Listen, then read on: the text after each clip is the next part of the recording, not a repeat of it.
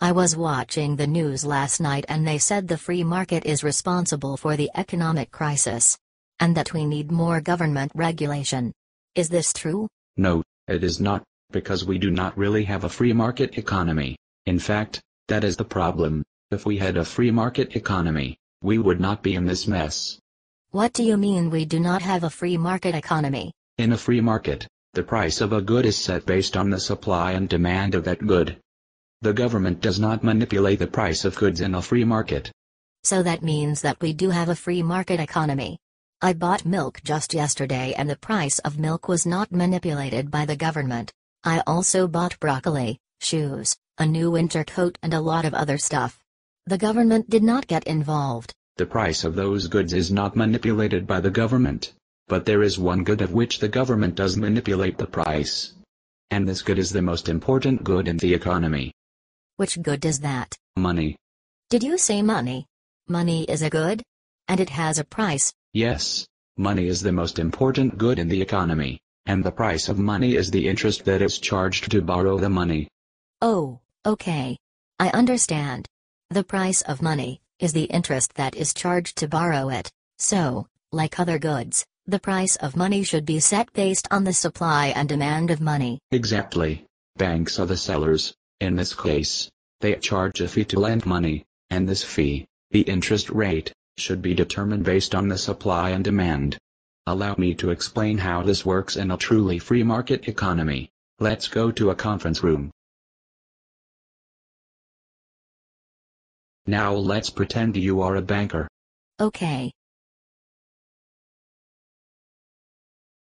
Now let's pretend you have only a little bit of money, so your supply is low.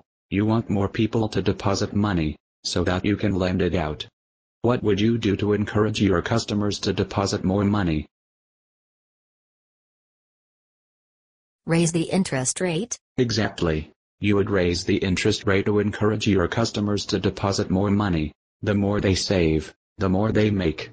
Now, let's pretend a lot of customers started saving money to take advantage of the high interest rate, and you now have a lot of money. You want to make money, so you want businesses to borrow money from you. What do you do to encourage businesses to borrow money from you?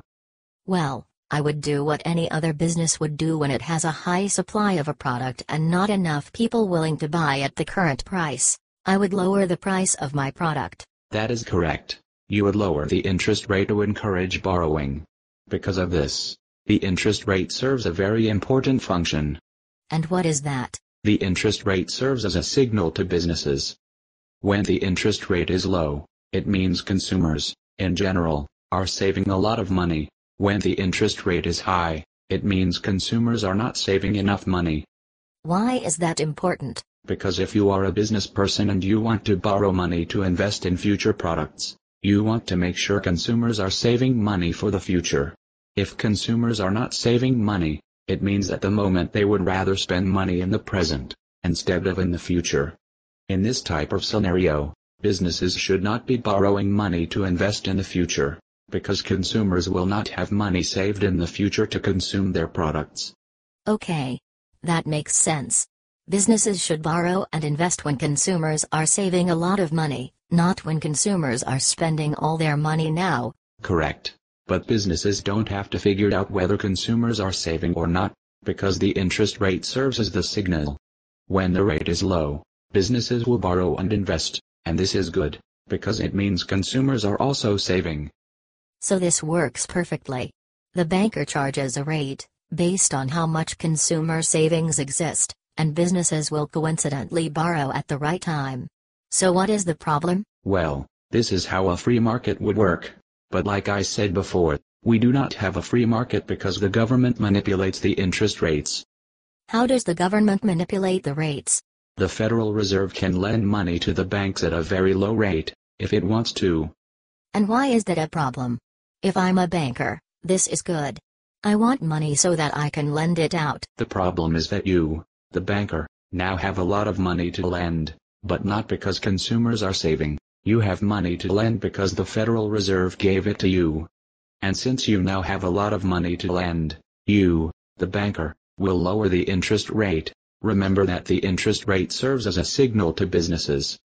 Oh. I see the problem now. If I lower the interest rate, businesses will think it is a good time to invest because money is cheap at the moment. Correct. Interest rates are supposed to be low when consumers are saving. And they are supposed to be high when consumers are not saving. Correct. So the Federal Reserve manipulates the signal to businesses by lending me, the banker, money. The signal is now a false signal. Businesses will incorrectly think savings exist. Exactly. Having low savings by consumers, and low interest rates at the same time is very dangerous. Businesses will borrow a lot of money, invest in big future projects, and hire more people to work on those future projects. But isn't that good? The Federal Reserve, in this case, has helped to create jobs. Well, the problem is that these jobs were created under false pretenses. It's an artificial boom that will be followed by a bust. What will happen when businesses spend all of that money and time expanding, and then realize that their projects are not profitable? I see. They will lay some people off, because they cannot afford them. Correct. In economics, this is called the business cycle. Businesses waste money and time expanding at the wrong time. So the Federal Reserve is responsible for the destruction of those jobs, and for the losses of the businesses. Yes. So businesses would have been better off not expanding, and waiting until consumers started saving again, before investing. Correct. Which brings me to my other point. Because the Federal Reserve caused the rates to be lowered, consumers are not encouraged to save. Oh shit. So not only is the Federal Reserve responsible for deceiving businesses, but in this case, they are also responsible for discouraging consumers from saving. Correct. This is not good. No, it is not. Wait a second. Where does the Federal Reserve get the money that they use to manipulate the interest rates, and mess up the economy? They create it out of thin air. What do you mean out of thin air? Since the dollar is not backed by anything, they can just create it by printing it, or by creating it electronically in a computer. You cannot be serious. I am very serious. And because the Federal Reserve is introducing new money into the economy, this causes higher prices. So, if in a truly free market, the interest rates get correctly set based on the supply and demand of money, why does the Federal Reserve feel the need to manipulate the rates? Because they think they are so smart, that they know where the interest rate should be in order to stimulate the economy. But we don't need anyone, smart or not, to set the interest rates. They would work just fine if they were left alone, just like the price of computers is left up to the market. Exactly. But politicians are very arrogant, and they never learn from past mistakes, and most are not even interested in learning economics. So our economic problems are created because of the arrogance and ignorance of politicians, who refuse to realize that things would work better if they left the economy alone. Yes, exactly. That makes me very angry. What are you going to do about it? Well, I can start by not voting for politicians who are ignorant of economics. Excellent idea.